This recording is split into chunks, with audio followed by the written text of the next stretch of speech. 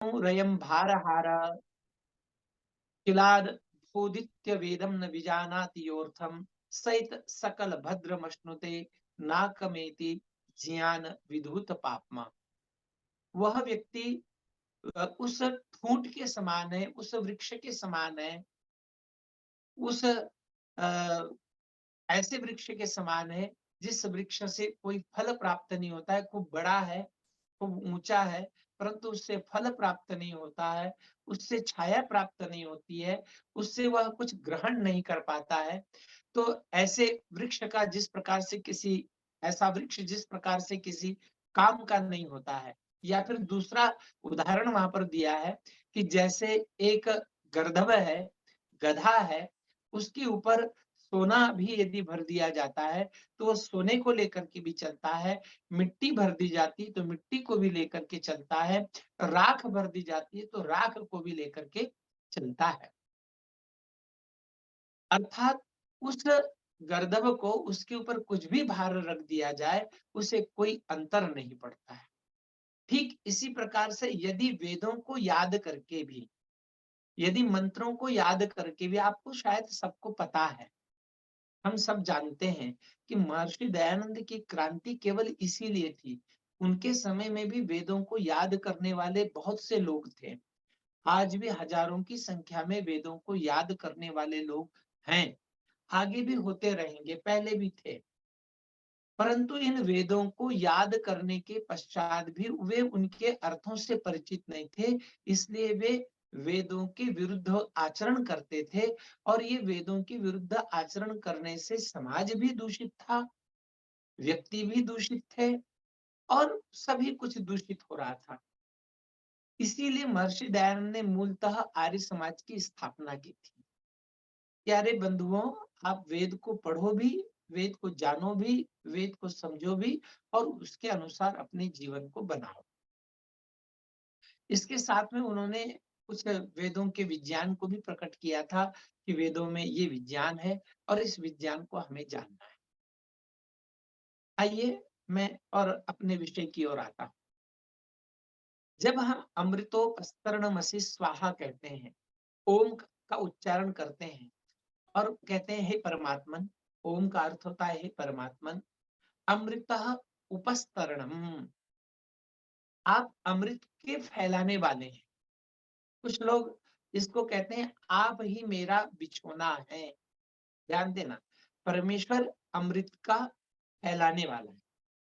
अर्थात परमेश्वर के पास से जो भी कुछ फैलता है, परमेश्वर के पास से जो भी कुछ निकलता है, वो अमृत के अलावा दूसरा कुछ भी नहीं निकलता है। अमृतः उपस्तरणम, अर्थात आप अमृत के फैलाने वाले हैं, आप अमृत को बिछाने वाले हैं। असी मतलब है, और स्वाहा का अर्थ अनेक अर्थ होते हैं, सामान्य सा अर्थ होता है।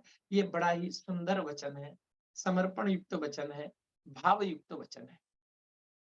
जब हम ये आचमन करते हैं, महर्षि दयानंद ने संध्या में सबसे आखिरी मंत्र जो लिखा है, समर्पण मंत्र है, ईश्वर दयानिधे भवत कृपया अनेन जप उपासनादि कर्मणा।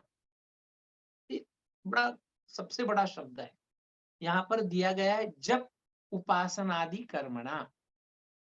संध्या तो कर ही रहे हैं, परंतु साथ में ये भी कह रहे हैं कि जप इत्यादि आपको प्रतिदिन करना चाहिए।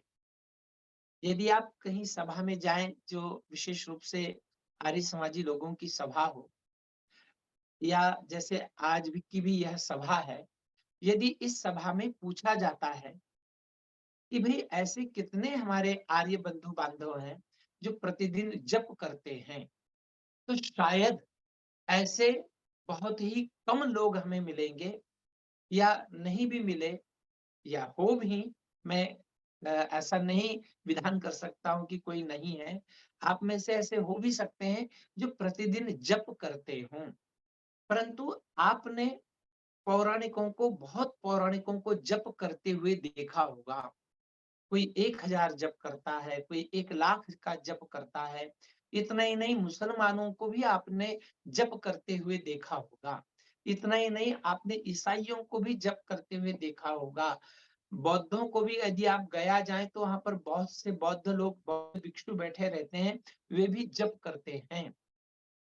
हमारे सिख लोग भी जप करते हैं, सामान्य से सब लोग जप करते हैं, परंतु महर्षि दयानंद ने जिन लोगों के लिए जप का विधान किया है और कहा है कि जप उपासना आदि कर्मणा, वे लोग शायद जप से दूर हो गए। अब मैंने ये जप की बात अमृतोपस्तरणमसि स्वाहा में क्यों लेकर के आया, वो थोड़ा-सा मैं उसको स्पष्ट कर देना चाहता हूँ। देखिए बात है अमृत की, मेरा बिछोना अमृत बन जाए अथवा ये परमेश्वर ने जो भी अमृत फैला रखा है, उसकी एक आधी बूंद मुझे मिल जाए। बड़ी गजब की बात है, परमेश्वर अमृत से भरा हुआ है और वहाँ पर अमृत के अलावा कुछ मिल ही नहीं सकता है। और यदि उसका भक्त अमृत से वंचित है, तो कहीं न कहीं कुछ न कुछ गड़बड़ है। और यदि उसका भक्त, अमृत का अर्थ भी थोड़ा-सा समझ लीजिए। हम सामान्य रूप से अमृत इतना ही जानते हैं कि देव और दानवों का युद्ध हुआ था और फिर उसका उन्होंने समुद्र का मंथन किया, उसमें से अनेक चीज़ें निकली, उनमें अमृत भी निकला।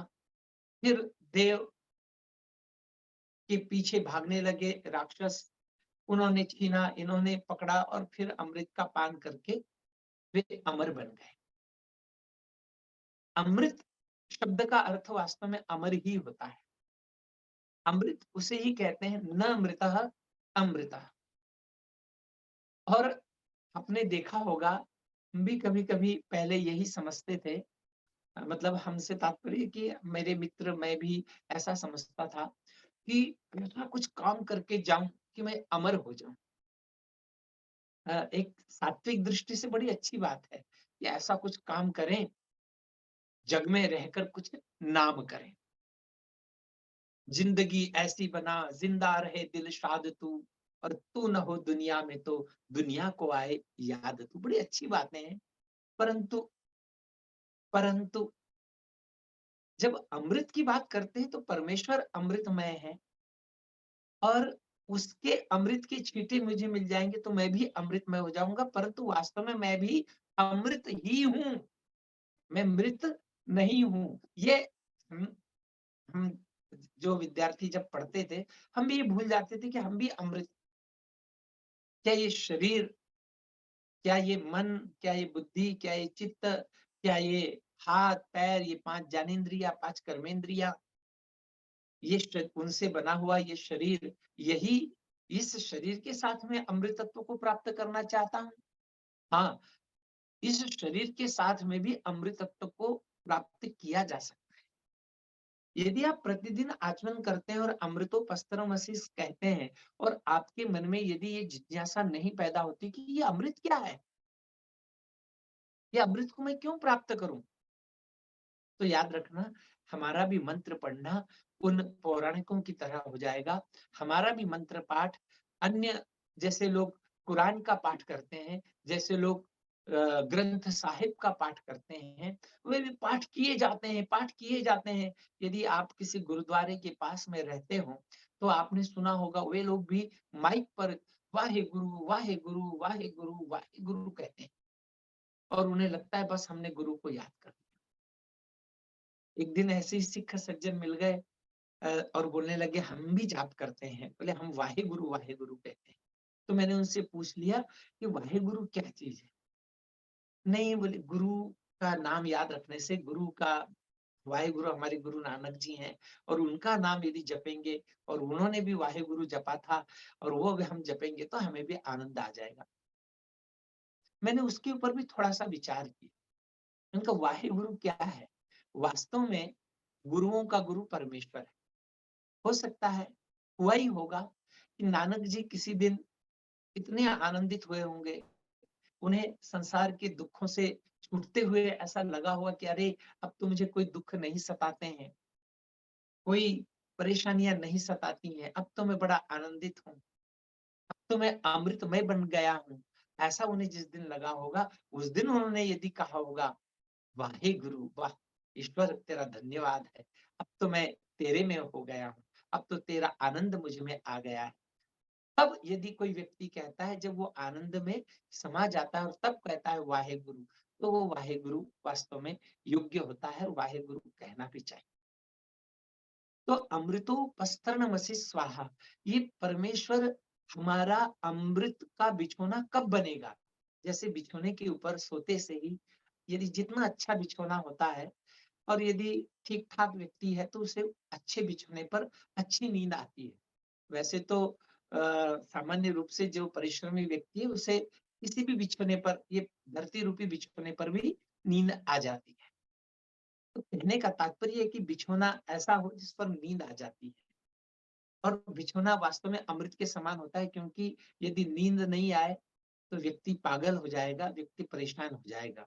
तो इसलिए यहाँ पर उपमा दी है कि अ, ऐसी निद्रा आ जाए, ऐसा आनंद आ जाए, इस प्रकार से मेरी शयन स्थली बन जाए, जहाँ जाते से ही निद्रा आ जाए, और वास्तव में निद्रा भी एक प्रकार का मोक्ष है।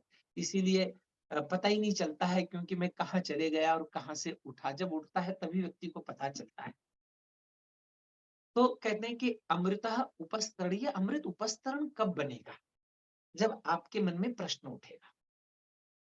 एक बड़ी अच्छी घटना है मेरे ही जीवन की, इसलिए मैं आपको कहना चाहूँगा कि मैं कहाँ पर जाकर के रुक जाता था, और आपको भी आपके जीवन में भी घटनाएँ घटती होंगी, और आपको भी थोड़ा-सा इस घटना से या अन्य घटनाओं से भी हमें पता चल जाता है।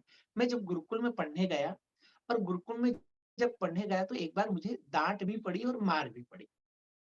तो मेरे मन में विचार आया कि मैं गुरुकुल में नहीं आता तो मुझे मार नहीं पड़ती। ध्यान देना ज़रा, मैं गुरुकुल में नहीं आता तो मुझे मार नहीं पड़ती।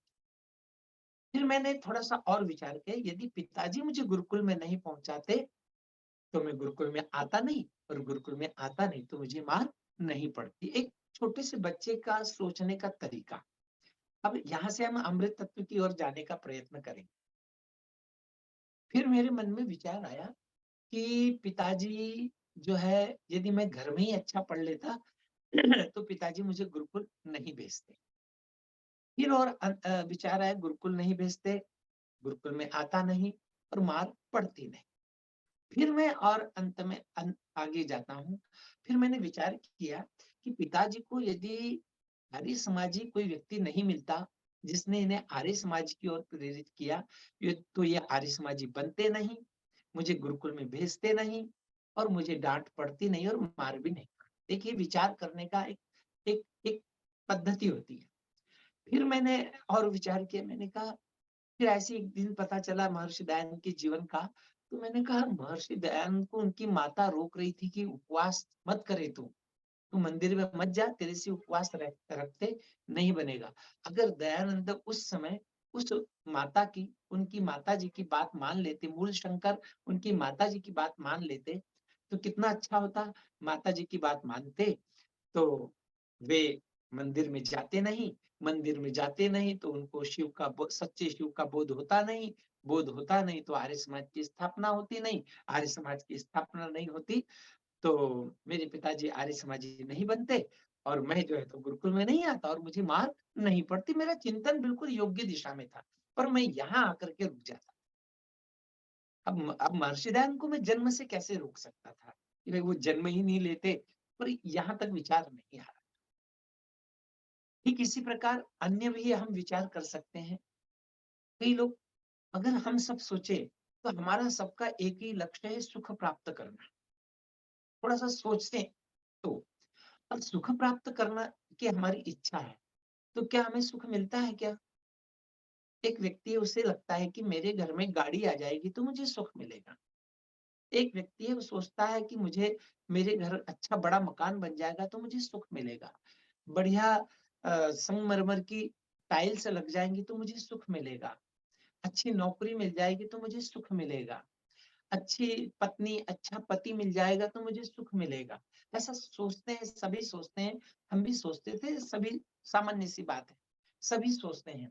जब ये सोचते हैं पर लोग आगे बढ़ना नहीं चाहते हैं। ये सोचने के बाद में कोई आगे बढ़ता है तो क्या सोचता है, ये उसके पास तो बहुत बड़ी कोठी है, उसके बाद भी वो दुखी दिखाई देता है। उसके बाद तो बहुत बड़ी कार है, उसके बाद भी दुखी दिखाई देता है। उसके पास तो बड़ा सुंदर पति है, बड़ी बड़ी सुंदर पत्नी है, तो भी वो दुखी दिखाई देता है। इसके तो बच्चे बहुत अच्छे थे, पर फिर भी ये दुखी दिखाई दिए। ऐसा वो देखता है। हो सकता है वहाँ भी सुख नहीं है, वहाँ भी सुख नहीं। फिर वो ये भी देखता है, नहीं, नहीं, उनके बच्चे अच्छे निकले, तो माता-पिता को अच्छे ढंग से सुख दे रहे हैं, तो नहीं, नहीं, संसार में सुख भी है, अगर बच्चे अच्छे निकल जाएँ तो। फिर वो सोचता है मेरे बच्चों को मैं अच्छा बनाने का प्रयत्न करूँगा। फिर वो इस प्रकार से संसार के प्रयत्नों में लगा लगा रहता है। फिर एक और सोचता है व्यक्ति कि भई नहीं, उसके पास सुख तो आता है, परंतु वो चला जाता है, स्थिर नहीं रहता है। तो देखता है मेरी मुझे कैसे सुख की इच्छा है, तो देखता है कि मुझे तो ऐसे सुख की इच्छा है जो आ जाए पर जाए नहीं, आ जाए पर जाए नहीं।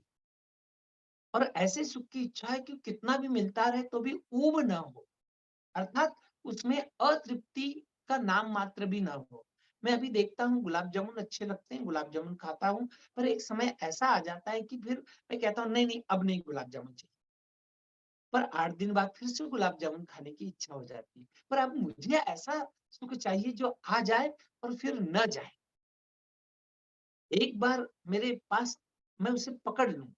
मैंने संसार में बहुत से सुखों को पकड़ने की इच्छा की और बहुत से सुखों को पकड़ के रखा भी, पर वो सारे छूटते गए, क्योंकि कितना भी सब कुछ मेरे अनुकूल हो गया, ऐसा इतना अनुकूल हो गया कि मुझे जब चाहिए वह पदार्थ मिलते थे, परंतु फिर मैं वृद्ध हो गया। तो सारे पदार्थ उपस्थित होते हुए भी मैं उनको खा नहीं सकता था। इतना ही नहीं, आपको एक जान करके आश्चर्य होगा, एक माताजी मेरे सामने रोने लगी। मैं उनके घर में यज्ञ कराने के लिए गया, तो वे बड़ी रो रही थी। मैंने कहा माताजी आप क्यों रो रही हैं? तो उन्होंने बड़े भोले भाव से उत्तर दिया, बेटा मैं इसलिए रो रही हूँ कि अब मैं बैठ नहीं सकती हूँ, इसलिए यज्ञ नहीं कर सकती हूँ। सात्विक भाव था, अच्छा भाव था, परंतु वो इसलिए रो रही थी कि अब मैं बैठ नहीं सकती हूँ, इसलिए यज्ञ नहीं कर सकती हूँ। ठीक है, उनकी भावना अच्छी थी, पर शायद हो सकता है उन्होंने यज्ञ के अर्थ को ही नहीं जाना हो, इसलिए ऐसी बात हो रही हो। परंतु मैं केवल यहाँ पर यह बताना चाह रहा हूँ कि वे भी वृद्धावस्था में शुभ कार्य भी आप नहीं कर सकते हैं, उसका भी दुःख होता है। फिर अंत में चलते, चलते, चलते, चलते जब चले जाते हैं तो हमें ऐसे बहुत सारे सूत्र मिलते हैं, बहुत सारे मंत्र मिलते हैं, बहुत सारे सब कुछ मिलते हैं। चाणक्य का बड़ा छोटा-सा एक सूत्र है, वो मिलता है और वो कहता है दुःखस्य मूलम जन्म। क्या कहता है? दुःखस्य मूलम जन्म। तो कहता है अरे भाइयों देखो, दुःख है ना, संसार में दुःख ही दुःख है, पर ये दुःख का मूल क्या है? जन्म है। इसीलिए कुछ भोले लोग क्या करते हैं, उनको जन्म पता है पर पुनर्जन्म नहीं पता है। इसलिए वो जल्दी से उन्हें कुछ दुःख दुःख दिखाई देता है, तो जल्दी से फांसी लगा लेते हैं। जल्दी से कुछ पी लेते हैं और इस शरीर को छोड़ देते हैं। पर उन्हें ये पता नहीं कि मुझे जितने भोग भोगने हैं, उतने तो भोगने ही पड़ेंगे। तब मैं शरीर से मुक्त हो सकता हूँ। तब मैं शरीर को छोड़ूँगा तो उत्तम रहेगा, अन्यथा उत्तम नहीं रहेगा। तो तात्पर्य ये है कि दुःखस्य मूलम जन्म ये समझ में आता है। और जैसे ही जब किसी व्यक्ति को ये समझ अच्छा जन्म दुःख का कारण है क्या? तो मैं फिर ये जन्म न लूँ, ऐसी क्या चीज़ है? ऐसा कैसे हो सकता है? तब ये प्रश्न आना चाहिए। और जैसे ही ये प्रश्न आया कि जन्म नहीं होना, तो इसका अर्थ होता है अमर हो जाना। इसका अर्थ होता है अमृतत्व को प्राप्त हो जाना। और जिस दिन ये थोड़ा-सा भी समझ में आ जाता है, अरे! कि अच्छा, अब मैं ऐसे कर्म करूँ जिससे कि मुझे ये दूसरा जन्म लेना न पड़े। अब मैं जन्म लेने के योग्य ही ना बनूँ, ऐसे कर्म क्यों न करूँ? और जब जन्म नहीं लूँगा तो उसका नाम है अमृत।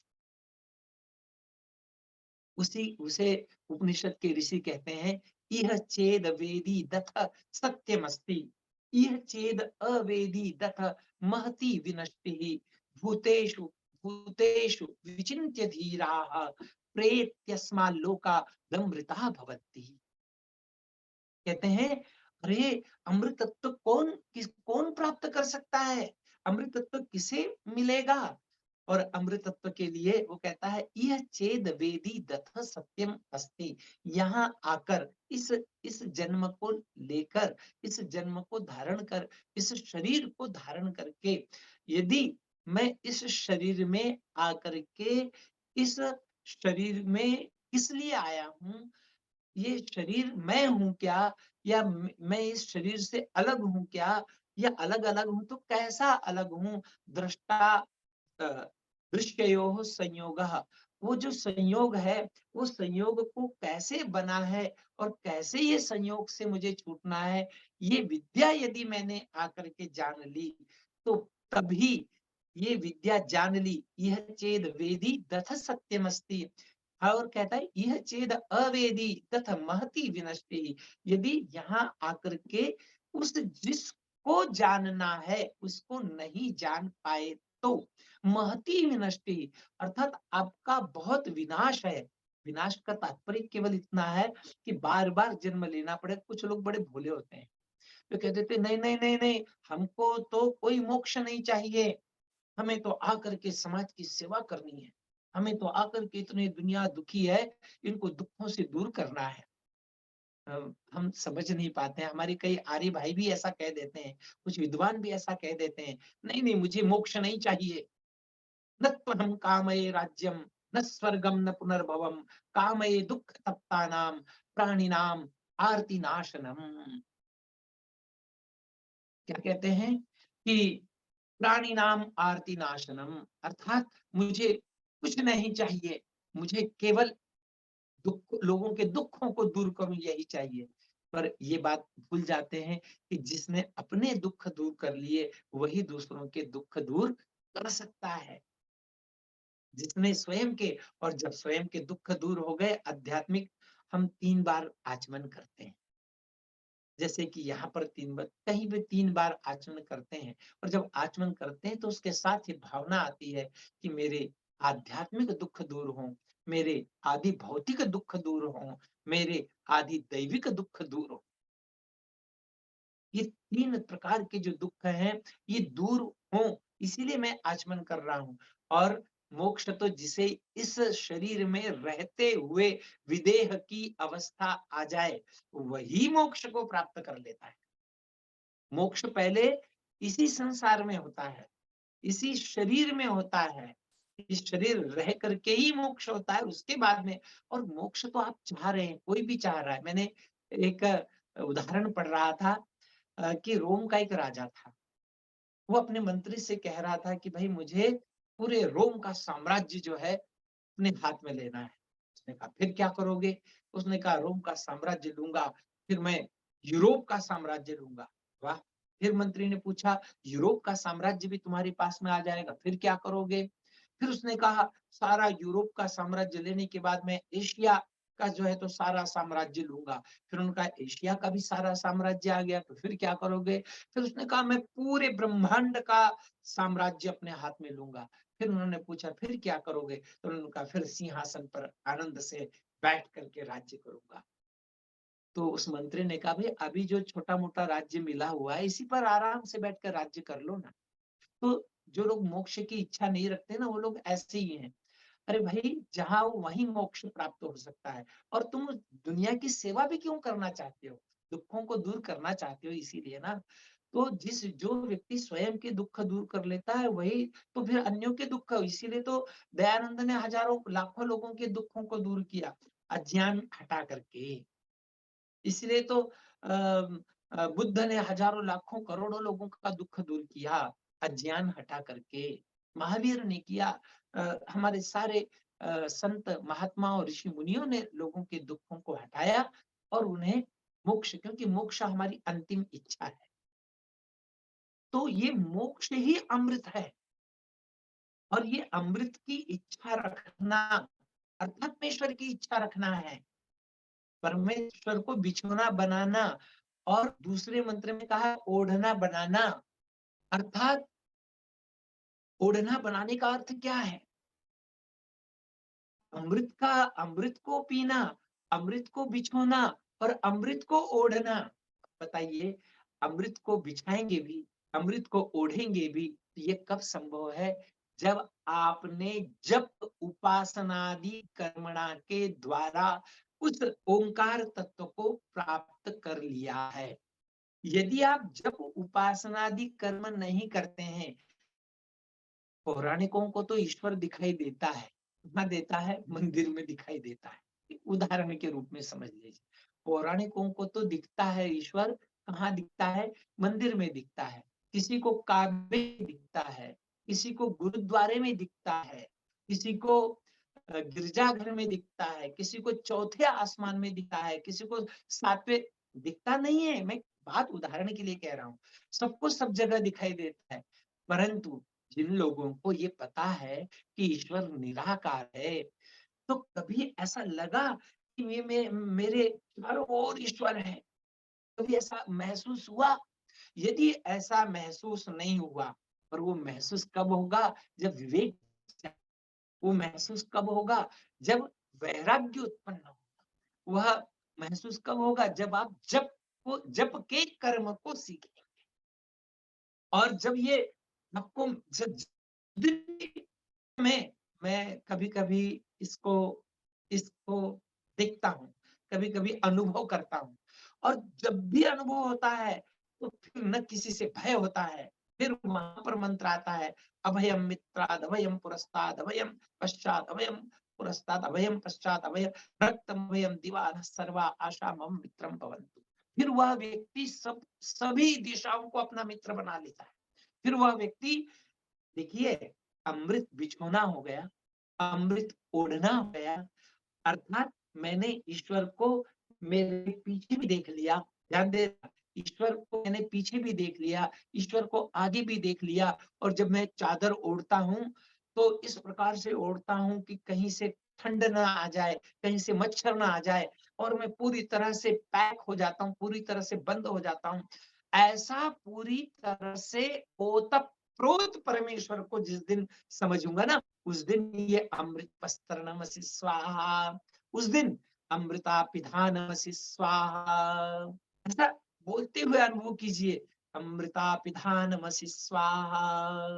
और जैसे ये भाव आए, तो ऐसे ही आपके मन में भाव उत्पन्न होना चाहिए, ईश्वर दयालु है, ईश्वर सर्वशक्तिमान है, ईश्वर कृपालु है, ईश्वर सर्वरक्षक है, ईश्वर ईश्वर की ये सारी सृष्टि है, ये सब कुछ ईश्वर ने बनाया हुआ है। ऐसा अनुभव कीजिए। और फिर ऐसा अनुभव करने के बाद में देखिए, जब ये साथ में जप भी हो रहा है, नाम भी हो रहा है, नाम का अर्थ भी हो रहा है, और उसके साथ में आप संबंध बनाना प्रारंभ कर रहे हैं। कभी आपने ईश्वर के साथ संबंध बनाया है? उस अमृत तत्व को प्राप्त करने के लिए उस अमृत तत्व से कभी आपने संबंध बनाना सीखा है? यदि नहीं सीखा है तो कोई अर्थ नहीं। देखिए, उससे संबंध बनाने की कला बता देता हूँ। बहुत सुंदर कला है, बड़ी सरल कला है। हम ईश्वर से संबंध बनाने लग गए ना, उस दिन हमारा कल्याण हो जाए। जैसे हम कहते हैं कि सब कुछ परमेश्वर का है, ऐसे सब लोग कहते हैं। समझ लीजिए, इसी का आप जप कर रहे हैं, आपने जाप किया, सब परमेश्वर का है। ओम, आप सर्व रक्षक है। इस दूसरा आपने अर्थ बोल दिया, नाम बोल दिया, अर्थ बोल दिया, अब संबंध की बारी आई। बस यही कुछ गड़बड़ होती है, हम संबंध नहीं बना पाते, इसलिए हमारा जप सिद्ध नहीं होता है। हम यदि जप करते हैं तो जब संबंध बनाने की बात आती है, तो संबंध कैसे हम करेंगे? हम जो है संबंध इस प्रकार से बनाएंगे, जैसे मैंने कहा, ये सब कुछ ईश्वर का है, तो फिर ये मकान भी किसका है? ईश्वर का है। ये पत्नी भी किसकी है? ईश्वर की। ये पति भी किसका है? ईश्वर का है। ये बेटा भी किसका है? ईश्वर का है। ये माता पिता भी किसके हैं? ईश्वर के हैं। ये ईश्वर की है। और जब ये संपत्ति किसी अन्य की या ईश्वर की समझता हूँ, तो मैं किसी को भी दुख कष्ट दे सकता हूँ क्या? यदि मैंने ये समझ लिया, फिर मैं ये भी देखूंगा कि मेरे माता पिता नहीं, ये सारे संसार के सभी प्राणी भी किसके हैं? ईश्वर के हैं। ये सारे संसार के सारे मनुष्य ईश्वर के हैं। क्योंकि उसी ने बनाए हैं। तो फिर मैं क्या किसी से भी ईर्ष्या, द्वेष, लोभ, मोह, क्रोध कुछ अन्य चीज कर सकता हूँ क्या? नहीं कर पाऊंगा यदि मैं अमृतोपस्त्रणमसि स्वाहा का जाप करता हूँ, यदि मैं अमृतोपिधानमसि स्वाहा का जाप, क्योंकि और ये अमृतोपिधानमसि और अमृतोपस्त्रमसि कब सिद्ध होगा? अगला मंत्र बड़े सुंदर ढंग से व्याख्या करता है, अगला मंत्र बड़े सुंदर ढंग से बताता है और कहता है सत्यम यशः श्रीरमयि श्री श्रयताम स्वाहा। सत्य, यश, श्री और श्रयताम, मैं सत्य, यश, श्री के आश्रय में हो जाऊंगा यदि मैं परमेश्वर को ओढ़ना और बिछुना अपना बना। लोग, हमारी माताएं, बहनें, भाई भी बहुत अच्छे अच्छे भजन गाते हैं और कहते हैं मैंने बिंदिया लगाई रे ओम नाम की, मैंने रोटी बनाई रे ओम नाम की। पर किसी दिन रोटी ओम नाम की जब बनाए और वो रोटी को देखें और किसी भूखे को दे दे या किसी अन्य को दे दें या जिसको भी खिलाएं, जब खिलाएं भी तो उसको ये समझ के खिलाएं कि मैं, ये परमेश्वर ने बुद्धि दी, परमेश्वर ने बल दिया, परमेश्वर के कारण अन्न आया, परमेश्वर के कारण रोटी बनी और परमेश्वर ने ही जो है तो मुझे क्या किया, परमेश्वर ने ही आपको देने के लिए कहा है। हम कई बार बड़े गजब के हो जाते हैं, माता पिता की सेवा करते समय भी ये सोच लेते हैं मेरा ही काम है क्या, मैं ही सेवा करूं, छोटा भाई नहीं कर सकता, बड़ा भाई नहीं कर सकता, या वो बहन नहीं कर सकती, इतनी संपत्तिवान है, संपत्तिशाली है। तो ये वहां पर जोड़ना है इसको, अमृतोपस्तर मसीह को आपको जोड़ना पड़ेगा, उससे संबंध बनाना पड़ेगा। और जैसे ही संबंध बना, कैसा बना, अरे ये तो सब कुछ ईश्वर का है, तो फिर मैं कभी किसी बात पर अभिमान करूंगा क्या, मैं अहंकार कर सकता हूँ क्या? मैं आपको जो ज्ञान दे रहा हूँ, ये कभी ऐसा कह सकता हूँ कि मैं कह रहा हूँ, मैं बोल रहा हूँ, ये मैं ऐसा हूँ या मैं वैसा हूँ? यदि मैं ऐसा कह दूंगा तो याद रखिए मैं ईश्वर को मानने वालों में से नहीं। जिस दिन भी ये भावना आ गई तो उस दिन समझ लेना मैंने बिस्तर को छोड़ दिया है और मैं साइड में खड़ा हूँ। ऐसा सोचना पड़ेगा, ऐसा संबंध बनाना पड़ेगा। कभी भी कोई ऐसी बात आ जाए, कोई ऐसी घटना घट जाए, मेरे से कोई बड़ा कार्य हो जाए, तो मैं तब भी यही कहूँ कि परमेश्वर ने बुद्धि दी, परमेश्वर ने शक्ति दी, परमेश्वर ने बल दिया और इसलिए ये कार्य हो गया।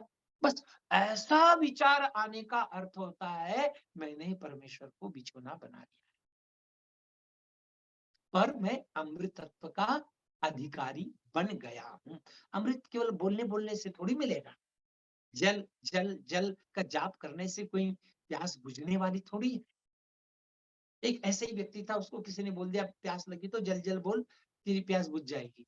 उसने ऐसे ही किया, जल जल जल करने लगा, जल का जाप करने लगा, पर वो थोड़ा सा उसे समाधान नहीं हुआ। उसे अंदर ही अंदर कुछ ना कुछ ऐसा लगा कि नहीं, ये इससे तो मेरी प्यास बुझ नहीं रही है। फिर दूसरे आदमी के पास गया, उसने कहा ऐसा कर, तू ऐसा ऐसा जल जल मत बोल, एक माला ले और फिर जल जल कर, तब तुझे जल मिल जाएगा। उसने माला ली, करके देखा, फिर भी प्यास बुझी नहीं। फिर तीसरे व्यक्ति के पास गया, फिर तीसरे ने कहा भाई ऐसा मत करे, तू क्या कर, जल जल जल लिख करके कापियों में भर।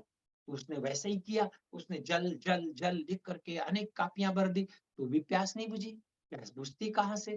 फिर किसी ने कहा भाई ऐसे प्यास नहीं बुझेगी, तू क्या कर, तू जो है एक पहाड़ी की चोटी पर जा और वहां बैठ करके, जहाँ हवा चल रही हो, शांत स्थान हो, एकांत स्थान हो, वहां पर जल जल कर, तो तेरी प्यास बुझ जाएगी। उसने वहां पर बैठा, ध्यान लगाया, जल जल जल जल जल, तो भी उसकी प्यास बुझी नहीं। फिर एक व्यक्ति मिला, उसने कहा भाई ऐसे तेरी प्यास कभी नहीं बुझेगी, सुन, यहाँ से 1 किलोमीटर दूर जा, वहां पर एक गांव है, गांव का नाम है वीरखेड़ा, और उस वीरखेड़ा में जा और वहां पर एक लाल दरवाजा है बड़ा, वहां पर एक देवदत्त नाम का व्यक्ति रहता है, और देवदत्त नाम का जो व्यक्ति है उससे जो है तू पूछना कि कुआं कहाँ है, वो कुएं का पता बता देगा।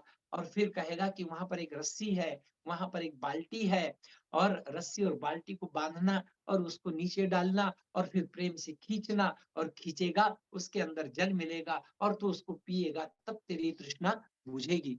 उसने फिर वैसे ही किया और तब जाकर के उस पानी से उसकी पिपासा शांत हुई। हम भी, हमारे साथ भी बस इसी प्रकार का काम चल रहा है। हम भी संध्या बोले जा रहे हैं। 50 साल हो गए हैं संध्या करते करते, 60 साल हो गए हैं संध्या करते करते, परंतु अमीचंद का वो भजन, आहा कितना गजब का भजन है, संध्या से मैंने महानंद पाया, ऐसा किसी दिन हुआ है क्या? मैं तो कहता हूँ पूरी संध्या की भी बात छोड़िए, किसी भी मंत्र से कभी महा आनंद का अनुभव आया है क्या? यदि आया नहीं है तो हमने अभी ईश्वर से अपना संबंध नहीं बनाया। भाव की तो बात ही अलग होगी। 4 प्रकार से जप किया जाता है, शब्द, अर्थ, संबंध और भाव। हम संबंध ही नहीं बनाते हैं तो भाव में कहां से जाए? हम तो संबंध बनाते हैं, दुनिया वालों से बनाते हैं। हमें सोचते हैं इससे संबंध बन जाए, कलेक्टर से संबंध बन जाए तो कितना आनंद होगा, इस बड़े व्यापारी से संबंध बन जाए तो कितना आनंद होगा। ठीक है, इनमें इनसे जितना जितना सहयोग मिलता है उतना उतना मिलता है, पर पूर्ण मेरी तो कामना केवल अमृत की है। इसीलिए तो मैं कह रहा हूँ ना, अमृतो पस्तरणमसि स्वाहा, मेरी तो कामना अमृत की है। इसीलिए तो कह रहा हूँ ना मैं कि अमृता पिधानमसि स्वाहा। ऐसा ऐसा ओत प्रोत लगे, जैसे कि एक भक्त को लगा था ओत प्रोत। आपने कथा सुनी होगी या नहीं भी सुनी होगी तो भी मैं थोड़े से मैं बता दूं। जैसे एक एक गांव का किसान गया, और किसान जाने के बाद में किसान कहता है मुझे भी ध्यान धारणा सिखाओ, मुझे भी भक्ति सिखाओ। तो गुरु ने कहा भाई तूने कुछ शास्त्र पढ़े नहीं है, तूने विद्या पढ़ी नहीं है, तूने ज्ञान प्राप्त किया नहीं है, तो मैं तुझे कैसे बता सकता हूँ, कैसे तू क्या करेगा? अच्छा तेरे पास क्या क्या है? तो उसने बताया खेती है, बैल है, गाय है, भैंस है, सब बता दिया। अच्छा सबसे अच्छी क्या लगती है तुझे? तो कहा मुझे भैंस लगती है। तो जा इस कुटिया में जाके बैठ जा और भैंस का ध्यान कर। एक उदाहरण है पर बड़ा गजब का उदाहरण। उसने कहा ठीक है, मैं वहां बैठ के ध्यान करता हूँ। वो वहां चले गया। आधा घंटा हो गया, 1 घंटा हो गया, बाहर नहीं निकला। इन्होंने कहा भाई क्या बात है, सो तो नहीं गया? इन्होंने आवाज दी, अरे भाई आओ बाहर निकलो, अरे धनी राम बाहर निकलो। धनी राम उस गुफा का जो प्रवेश द्वार था छोटा था, जिसमें से मनुष्य तो निकल सकता था। वो जैसे ही बाहर निकलने का सोचता है तो वैसे ही निकल नहीं पा रहा है। बोल रहे अरे भाई निकल ना बाहर। नहीं, बोले मेरे से निकलते नहीं बन रहा है। अरे निकल बाहर, क्या हो गया? जैसे गया था अंदर वैसे बाहर निकल।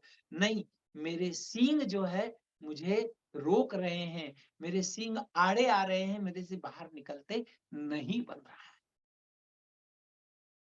गुरुजी धन्य हो गए। अरे गुरुजी ने कहा भाई मैंने आज तक इतने लोगों को पता नहीं कितना कितना प्रवचन दिया है, कितना कितना उपदेश दिया है, परंतु किसी ने भी ऐसा ध्यान नहीं किया। तू धन्य है, तू कृषक होकर के जैसे तूने भैंस का ध्यान किया है ना, वैसे तू तू वैसा का वैसा ध्यान जो है परमेश्वर का भी कर सकता है। उसने कहा कैसे? अरे तूने भैंस का ध्यान किया और वास्तव में तुझे ऐसा लगा कि मेरे सींग आ गए हैं, मेरा बड़ा शरीर हो गया है, मेरे 4 पैर हो गए हैं और इस छोटे से छेद से मैं निकल नहीं पा रहा हूँ। घटना सत्य हो या असत्य हो, परंतु हमारे लिए बड़ी प्रेरणा, हमारे लिए बड़ा आनंददायी। हम भी ऐसे बन जाएं, हम भी संध्या करते हुए, ये केवल ये तो मैं 2 मंत्रों की बात कह रहा हूँ। ये 2 मंत्रों को हम याद करते हुए, इनका पाठ करते हुए, इनका ध्यान, इनके शब्द अर्थ और संबंध बनाते हुए ऐसे भाव विभोर हो जाए कि कभी कभी संध्या से उठने के बाद में हमारे बच्चों के सामने हम नाचें, हमारे बच्चों के सामने कभी ऐसे प्रफुल्लित हो जाएं। देखो, लोग फूल की ओर आकर्षित नहीं होते हैं। लोग फूल की ओर तो आकर्षित होते हैं क्योंकि वह सुंदर होता है, क्योंकि वह सुगंधित होता है, इसलिए आकर्षित होते हैं। और फूल जहां खिलता है वहां हम पहुंच जाते हैं। ये अमृत बनना है, और ये अमृत बनने के बाद आप फूल बन जाएंगे। फिर आप जिसे भी बताएंगे वो आपकी सुनेगा, जिसे भी समझाएंगे वो भी सुनेगा, और स्वयं आनंद में विभोर हो जाएगा। अब ये कहते हैं भाई ये कैसा करें हम? आपका प्रश्न हो सकता है कि कैसे करें हम? हम हमारे अंदर ये भावना कैसी आए, हम कैसे सत्य को प्राप्त कर सकें, कैसे श्री को प्राप्त कर सकें, कैसे यश को प्राप्त कर सकें, क्योंकि प्राप्त तो करना हम भी चाह रहे हैं ना, हम सब चाह रहे हैं ना। तो कहता है भाई, बड़ा सुंदर भगवत गीता के 2 श्लोक हैं। मुझे बड़े अच्छे लगते हैं, इसलिए मैं उन्हें बोलते रहता हूँ। कहता जैसे वहाँ उदाहरण अलग दिया है, पर हम उसी उदाहरण को यहाँ पर लेने का प्रयत्न करेंगे। कहते हैं, ध्यायतो विषयान पुंसः। पुंसः मतलब पुरुष, व्यक्ति, मनुष्य। ध्यायतो विषयान पुंसः, अर्थात विषयों का ध्यान करने वाला व्यक्ति। विषय मतलब आप समझ लीजिए संसार के सारे विषय। यदि हम विषयों का ही ध्यान करेंगे, चिंतन करेंगे तो। ध्यायतो विषयान पुंसः संगः तेषु उपजायते। जिसका ध्यान किया जाता है उसी का साथ अब हम हो जाते हैं। ध्यान देना, जिसका ध्यान किया जाता है हम उसी के साथ हो जाते हैं। ध्यायतो विषयान पुंसः, हम कभी ध्यान ही नहीं करते परमेश्वर का। कहते हैं परमेश्वर का ध्यान करो, परमेश्वर का ध्यान करो, पर हम कभी ध्यान करते ही नहीं। अगर ध्यान करते तो हम उसी के साथ हो जाते। ध्यायतो विषयान पुंसः संगः तेषुपजायते। उनके विषयों का संग करेंगे तो विषयों का साथ मिलेगा। उनके जो भी गुण अवगुण है वो हमारे पास आ जाएंगे। ध्यायतो विषयान पुंसः संगः तेषुपजायते संगात् संजायते काम। और संग आएगा तो कामनाएं पैदा होंगी। विवाह से पहले पत्नी से कोई कामना नहीं होती, पर जैसी पत्नी हुई आई, जैसी पति आया, कि कामनाएं बढ़ती हैं एक दूसरे से। और जब कामनाएं बढ़ती, तेष बजायते संगात संजायते कामः कामात् क्रोधो भी जायते। और कामनाएं सब पूर्ण होती नहीं है, और कामनाएं जब पूर्ण नहीं होती है तो क्रोध उत्पन्न होता है।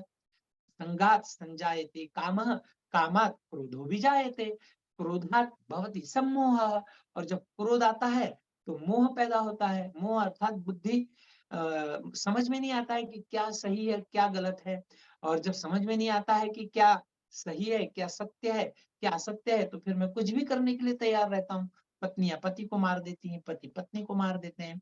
तो संगात संजायते कामः कामात् क्रोधो भी जायते। और क्रोधात भवति सम्मोह, क्रोध में तो कुछ पता चलता ही नहीं है हमको। हमने क्रोध का बड़ा मजा लिया हुआ है, अर्थात क्रोध का बड़ा दुख सहन किया हुआ है। मैंने तो खूब किया है, हम आप सबने भी किया होगा। पर ऐसी छटपटाहट होनी चाहिए कि मैं ये क्रोध अगली बार क्यों, ये क्रोध अगली बार नहीं आए, ऐसा क्या करूं। ऐसी झंझनाहट कभी आनी चाहिए हमारे, ऐसी झंझनाहट आनी चाहिए। अरे ये जो हुआ है ना, ये लोभ के कारण हुआ है, मेरा यहाँ पर लोभ था इसलिए ऐसा हुआ है। तो अब मैं क्या करूं जिससे कि अगली बार मुझे लोभ नहीं सताए। अरे ये जो हुआ है ना, ये काम के कारण हुआ है। मैंने कामनाएं इतनी सारी भर रखी हैं, उसका ये दुख मिल रहा है। कभी आपको दुख मिले ना, तो कभी ऐसा सोचना, ये जो काम क्रोध लोभ मोह मद, इनके अलावा दूसरा और कुछ कारण नहीं होगा आपको दुख मिलने का या हमें दुख मिलने का। किसी को भी दुख मिलता है तो बस इन्हीं के कारण मिलता है। ये इनमें से कोई भी एक, आप कोई सा भी दुख ले आओ मेरे सामने, मैं आपको बता दूंगा कि इसके पीछे ये आपकी भावना थी और इसलिए आपको ये दुख प्राप्त हुआ है। तो कामात् क्रोधो विजायते। फिर कहता है क्रोधात् भवति सम्मोहः। क्रोधात् भवति सम्मोह, और सम्मोहात् स्मृति विभ्रमा। जब मोह उत्पन्न होता है ना, तो कुछ समझ में नहीं आता है, बुद्धि भ्रष्ट हो जाती है, अर्थात बुद्धि बिगड़ जाती है। सम्मोहात् स्मृति विभ्रमा, और स्मृति भ्रंशात् बुद्धिनाशः। स्मरण रहता नहीं कि मैं क्या कर रहा हूँ क्या नहीं कर रहा हूँ, और जब स्मरण नहीं रहता है तो बुद्धि का नाश हो जाता है। स्मृति भ्रंशात् बुद्धिनाशः, और बुद्धिनाशात् प्रणश्यति। इसको अगर उल्टा ले लें, जिसका बुद्धि नाश होता है उसका नाश होता है। अब यदि इसको उल्टा ले लें तो फिर वही बात आ गई कि ध्यायतो विषयान्। तो अपन यहाँ पर कर सकते हैं ध्यायतो ईश्वरम पुंसः। व्यक्ति यदि ईश्वर का ही चिंतन सतत करता रहे तो क्या होगा। हाँ, ये बात बिल्कुल सत्य है कि जैसा चिंतन करते हैं वैसा घट जाता है, वैसा हो जाता है, वैसा होने लगता है। ईश्वर प्रणिधान क्या है? ईश्वर का इतना, ईश्वर प्रणिधान यही तो है ना कि जब कुछ चीज, किसी भी वस्तु को मैं अपना नहीं मानू, मानू तो केवल ईश्वर का दिया हुआ मानो, और ईश्वर ने दिया है, ईश्वर के लिए दिया है, ऐसा मानो।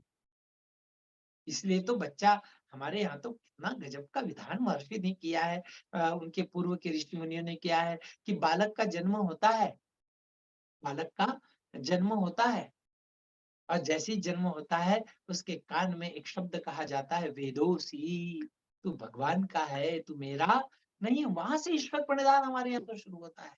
हम जब मकान बनाते हैं, बड़ा सा मकान बनाते हैं और शाला कर्म विधि करते हैं, तो उसके ऊपर ओम का झंडा लगाया जाता है, और फिर वहां पर ओम के झंडा लगाया जाता है, और फिर वहां भी ये कहा जाता है, जिसका झंडा है, जिसका डंडा है, घर भी उसी का। अरे पल पल तो हमें ये चेताया जाता है ईश्वर प्रणिधान का, पर हम इतने भले आदमी हैं कि हम बार बार चेताने के बाद भी हमें समझ में नहीं आता है कि ईश्वर प्रणिधान क्या है।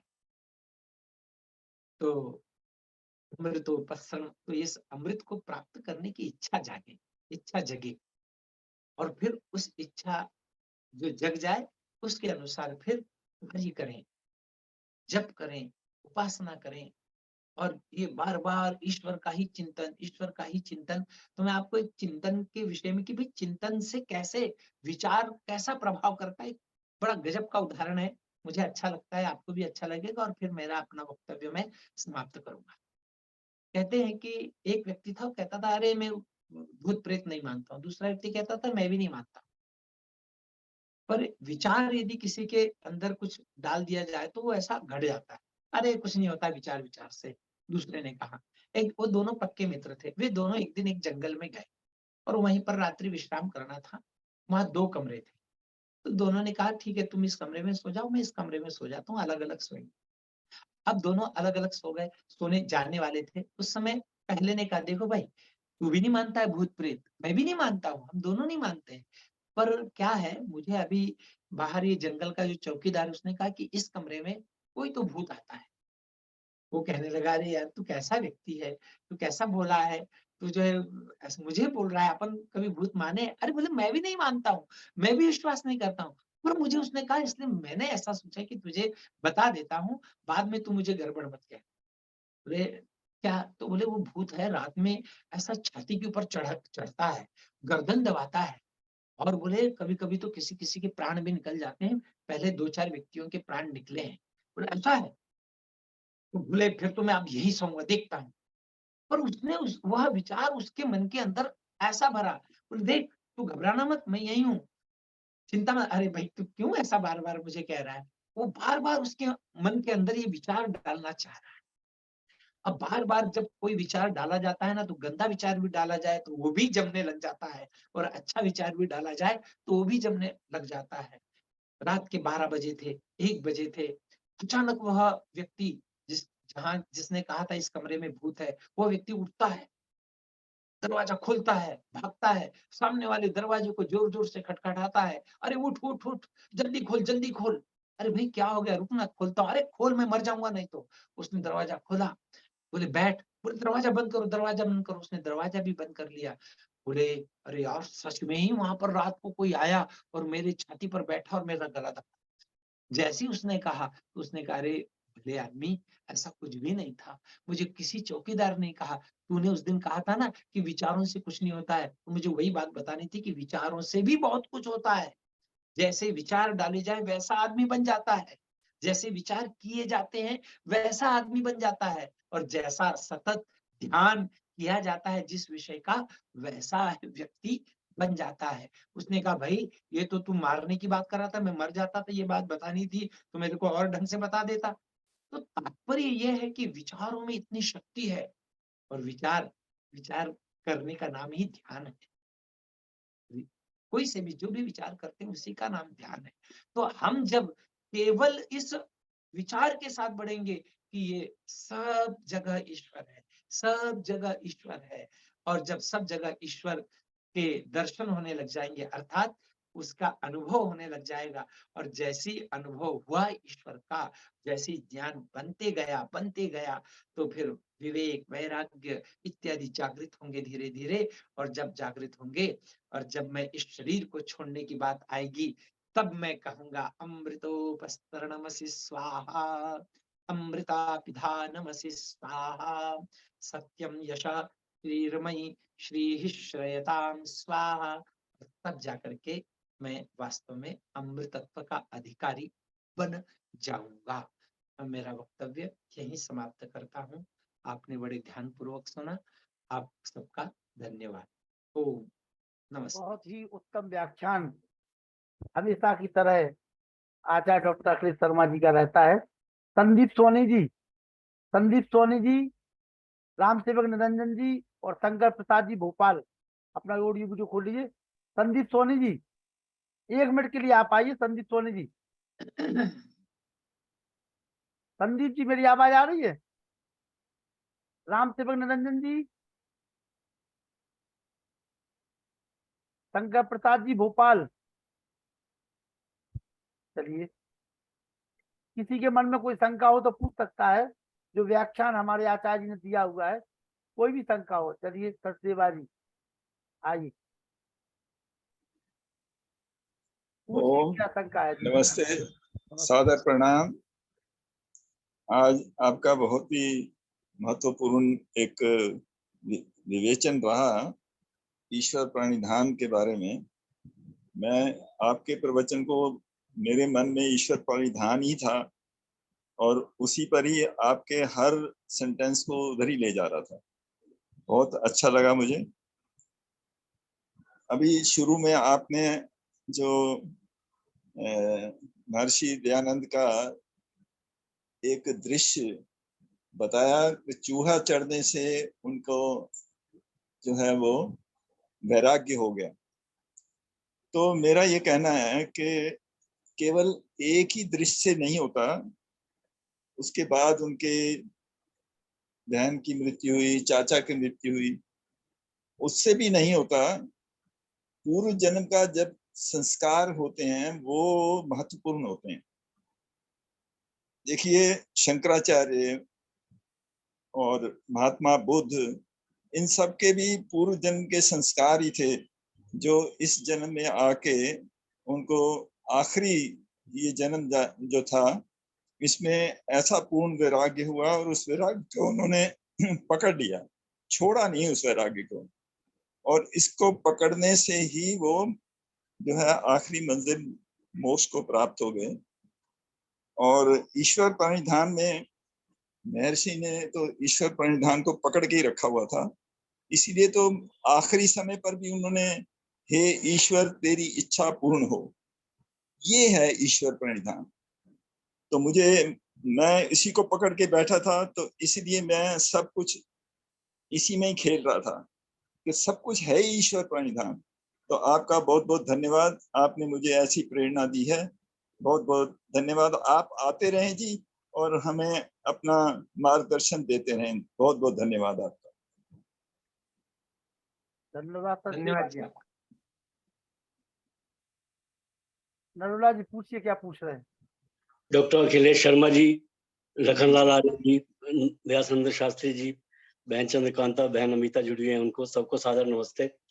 डॉक्टर साहब, आपको सुनना जो है बहुत ही सौभाग्य का विषय रहता है और आज आपका जो विषय था बहुत ही नवीन और एक किस्म से नवोन्मेषी टाइप था, जो मतलब इस बारे में कभी सोच नहीं सकते कि इसके ऊपर भी इतना अच्छा व्याख्यान बन सकता है। तो डॉक्टर साहब, मेरे मन में एक ये आ रहा था कि जैसे हम बोलते हैं ओम अमृतो प्रधानमसी स्वाहा, तो स्वाहा का अर्थ मैंने एक लेख में पढ़ा था कि स्वाहा का मीन है कि हम जो भी अर्पित कर रहे हैं वो देवताओं तक या ऊपर ईश्वर तक पहुंचे, हम ऊपर तक पहुंचाते हैं ईश्वर तक।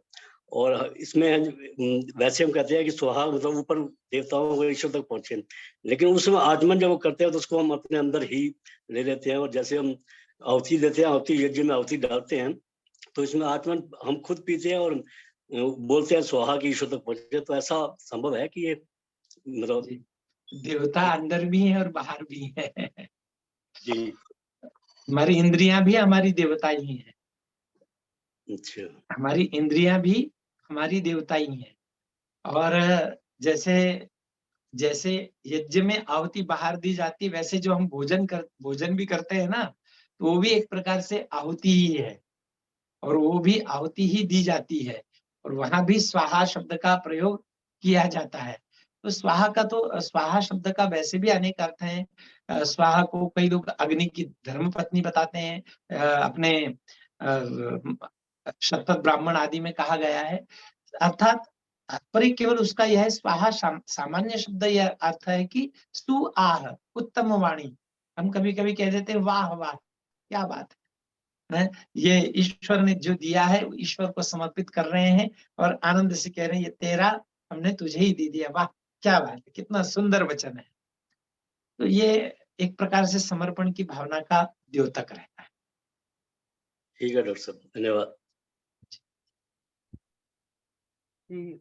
बलदेव प्रसाद जी, आचार्य जी बलदेव जी आइए, कोई शंका हो तो। आचार्य बलदेव जी, राजा भैया यादव जी, बलदेव जी, राजा भैया जी आइए, पहली बार जुड़े हैं आप। राजा भैया यादव जी, जी बोलिए यादव जी।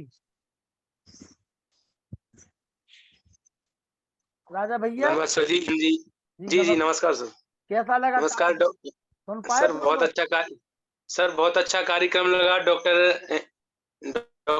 सर ने भी बहुत अच्छे मतलब कहा, गॉड इज एवरीवेयर, भगवान हर जगह है, ईश्वर हर जगह है और हमें चिंतन करना चाहिए। बहुत अच्छी बात बताई। और आर्य श्री मतलब आर्य जी, आपका भी बहुत बहुत धन्यवाद, जो मतलब हमें जुड़ने के लिए प्रेरित किया, और ऐसे ही कृपा बनाए रखें। धन्यवाद। आगे भी जुड़ना है राजा भैया आपको?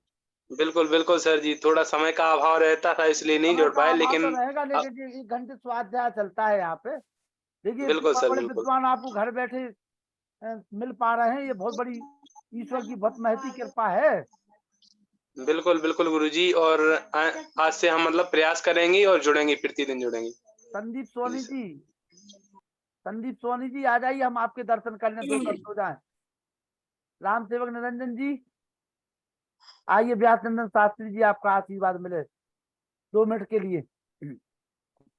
ओम इंद्रं वर्धन्तो अप्सुरः कृण्वन्तो विश्वमार्यम् ओम शांति शांति शांति। आज के मुख्य वक्ता आदरणीय डॉक्टर जी और हमारे सम्माननीय संचालक आदरणीय लखनलाल जी आर्य, हमारे सभी सम्मानित सुधी श्रोताजन, विद्वतजन, मातृशक्ति एवं देवियों, आज का विषय इतना सर्वित रहा।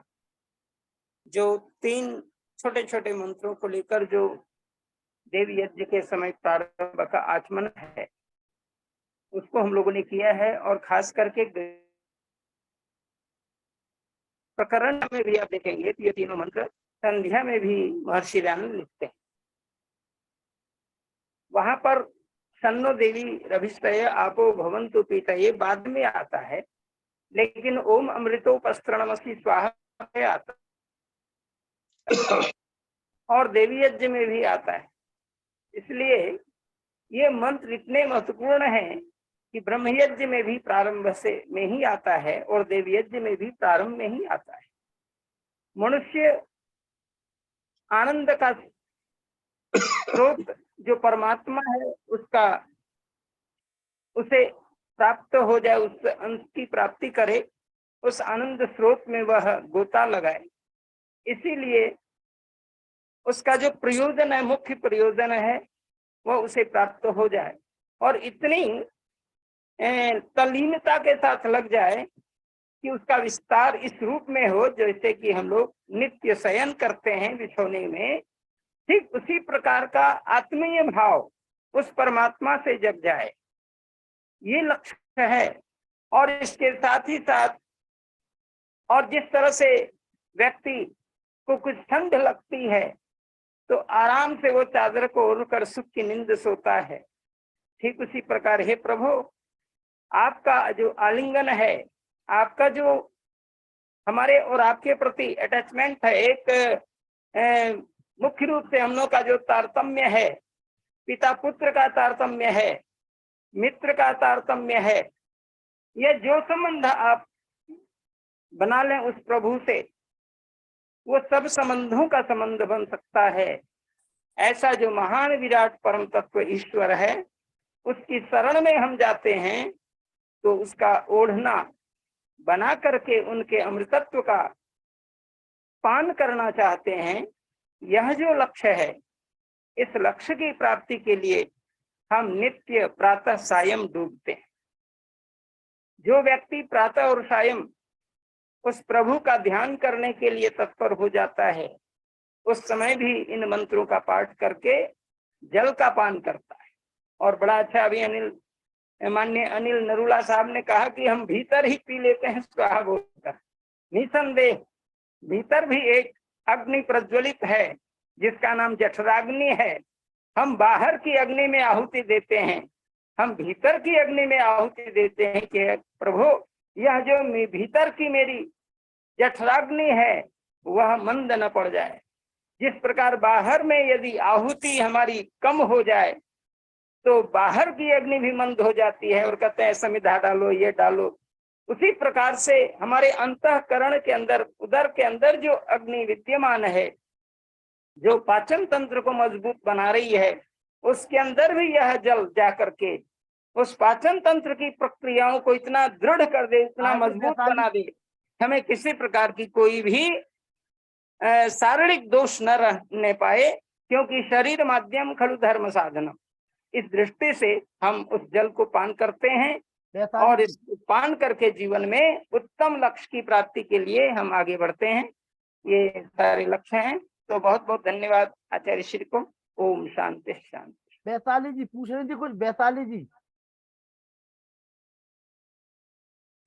वैशाली जी कुछ पूछ रही थी। हाँ पूछिए। जी नमस्ते। नमस्ते, पूछिए।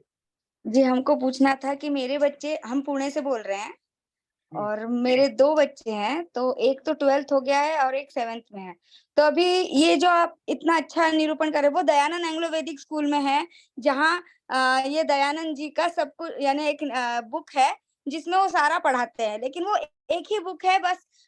थर्सडे को उनका ये होता है यज्ञ, लेकिन पूरा सीबीएसई पैटर्न ही है, लेकिन ऐसा निरूपण नहीं होता है क्लास में कहीं। तो इन बच्चों को अगर हमको वो सब सिखाना है तो क्या करें? बहन जी नमस्ते। आप नमस्ते। रहती पुणे में कहाँ रहती हैं आप? वाकड़। अच्छा, वाकड़ में। यदि आप पिंपरी में या फिर नानापेट में, जी। वहां पर आर्य समाज का मंदिर है। अच्छा। हाँ, और वहाँ अगर आप पिंपरी आर्य समाज में जाएं तो वहां पर पंडित विवेक शास्त्री वे पंडित के रूप में वहाँ कार्य करते हैं। जी। आप अवश्य जाइए, उनसे मिलिए, वो आपको पूरा सिखाएंगे भी। वहाँ हर रविवार को सत्संग होता है, उस सत्संग का भी आपको लाभ मिलेगा। वहां पर सारा ये जो मंत्र अभी हमने कहे, ये मंत्र बोले जाते हैं, ये मंत्रों के द्वारा यज्ञ किया जाता है, आचमन किया जाता है। वहां पर वेद का स्वाध्याय भी होता है। तो रविवार को 8 से 10 बजे तक का सत्संग होता है। यदि आपके पास समय हो तो आप अवश्य जाएं। आणि जास्त काही शंका असेल तर मला विचारा कधीही तुम्ही। मला हे विचारायचं होतं की हे दयानंद एंग्लो वैदिक मध्ये एकदा शाळेत ते लोक व्हिजिट करून असं नाही करू शकत का की शनिवारी किंवा रविवारी ते क्लास घेतील आणि त्यात सगळ्या मुलांना इन्क्लूड करतील? फक्त मी माझ्या मुलांचं ते करू शकतात। ते एकदा तुम्ही काय करा, तिकडच्या प्रिन्सिपलला सांगा थोडंसं. ऍक्च्युअली म्हणजे ते प्रिन्सिपलला भेटू देत नाही आम्हाला म्हणजे असं तर आहे का? प्रॉब्लेम असा होतो की तर ते लोक जर जाऊन, आता ते दयानंद एंग्लो वैदिक नावच शाळेचं तसं आहे, तर हो, मध्ये हो, त्यांनी हो. संस्कृतही बंद करून टाकलं होतं, असं थोडासा इश्यू झाला होता. तर आता जर त्या संस्थांनी तिकडे जाऊन केलं आणि सगळ्या मुलांना लाभ झाला तर खूपच छान होईल असं मला वाटतं. ठीक आहे, ठीक आहे. मी पण प्रयत्न करतो तिथे हे संदेश देण्याचं तुमचं. हो. औंध मध्ये आहे ती शाळा, दयानंद एंग्लो हो, वैदिक. माहिती आहे. औंधमध्ये आहे, मला माहिती आहे. हां. त्या शाळेत माझी दोन्ही मुलं होती. म्हणजे आता तर एक 12वी झाला, पण आता एक 7वीत आहे. तर निदान 10वी पर्यंत, 12वी पर्यंत जर सगळ्या मुलांना याचा लाभ होत असेल, तर खूपच छान होऊन जाईल. बिल्कुल, बिल्कुल, बिल्कुल आपण कर। धन्यवाद। देखिए कुंभ के मेले में 2 लोग मिल गए हैं महाराष्ट्र से। कितना अच्छा लगा महाराष्ट्र सुन करके, आनंद आ गया। जी धन्यवाद। धन्यवाद। तो जब महाराष्ट्री मिलते हैं तो ऐसे मिलते हैं, वाह मजा आ गया। आइए मुनि जी, मुनि जी आइए, अब बुंदेलखंडी हो जाए हमारी आपकी, आ जाओ, आओ ओम। आ जाओ आ जाओ, हाँ जी। आइए आइए। ओम अमृतोपस्त्रमति स्वाहा। परमात्मा ही अमृत स्वरूप है जब, और यास्क मुनि कहते हैं आर्य ईश्वर पुत्रा, हम सब ईश्वर के पुत्र हैं तो अमृत स्वरूप ही हैं। लेकिन कौन है अमृत स्वरूप? जो आर्य हैं। वो आर्यों से इतर जो अनार्य लोग हैं वो ईश्वर के पुत्र नहीं हो सकते हैं, ऐसा यास्क मुनि कह रहे हैं ना। कामो धीरो अमृता रसैन स्वयं रसैन तृप्तो न कुतश्च नौना। ऐसे उस परमात्मा को जो निष्काम है, धीर है, अविनाशी है, और हम उसके पुत्र हैं, अमृत पुत्र हैं, तो फिर हम भी अमृत पुत्र, अमृत ही हैं। अमृत का मतलब जो मृत नहीं है। और हमारा तो जीवन कहते हैं ना कि वो तो मरे हुओं के समान फिर रहा है, जो सत्य को नहीं जान पा रहा है, शुद्ध विशुद्ध ज्ञान को नहीं जान पा रहा है। ऐसे विद्वानों को सुन के कोई लाभ नहीं ले पा रहा है। तो ऐसे सब लोग मरे हुए कहते हैं। मैं समझता हूं कि सम्मानीय हमारे आज के मुख्य वक्ता जो रहे हैं, सम्मानीय डॉक्टर प्रोफेसर अखिलेश शर्मा जी, तो बड़ा उन्होंने आज का विषय जो हम लोगों के बीच में रखा हुआ है, वास्तव में अभी हमारे सम्मानीय नरूला जी कह रहे थे ना, जो तो हम इन चीजों को पढ़ते तो हैं लेकिन उनका अर्थ चिंतन नहीं कर पाते। चीज वो ही है लेकिन अर्थ चिंतन नहीं करेंगे, तो उसके लिए जगाने को हमारे बीच में ऐसे विद्वान आ करके हम लोगों को बार बार जगाते हैं कि देखो ऐसा कई उदाहरण दिए ना महर्षि जी के उन्होंने। एक छूट होता है, एक गधा होता है, वो भार ढोता तो चला जाता है, उसका लक्ष्य बनता है कि हमें तो भार ही ढोना है, इससे मतलब नहीं है कि हमारे ऊपर क्या लदा है।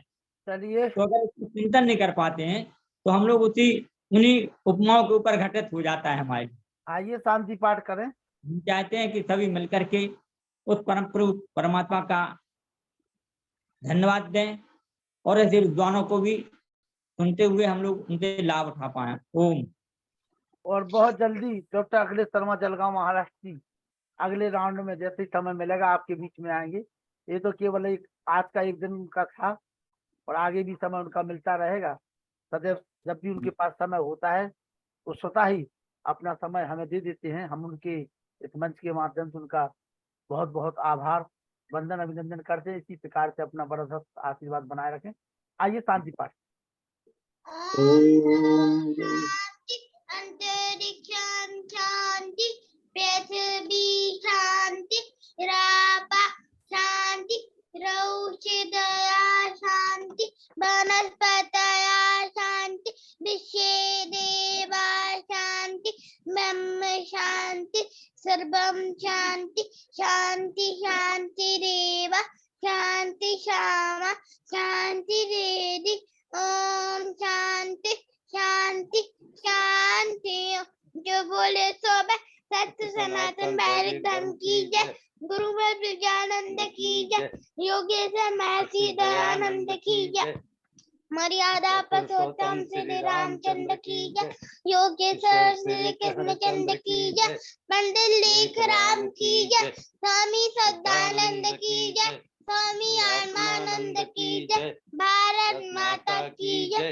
गौ माता की रक्षा हो, पालन हो, आर्य समाज अमर रहे, वेद की ज्योति जलती रहे, ओम का झंडा ऊंचा रहे, आर्यों के महाकुंभ और भारत को समझो अभियान की जय। ध्वनि ओम। वैदिक अभिवादन सबको नमस्ते जी। ओम सर्वेभ्यो नमः। और कल बहुत बढ़िया 8 और 9 को आचार्य योगेंद्र मेधावी जी वेदालंकार गुरुकुल कांगड़ी हरिद्वार उनका रहेगा।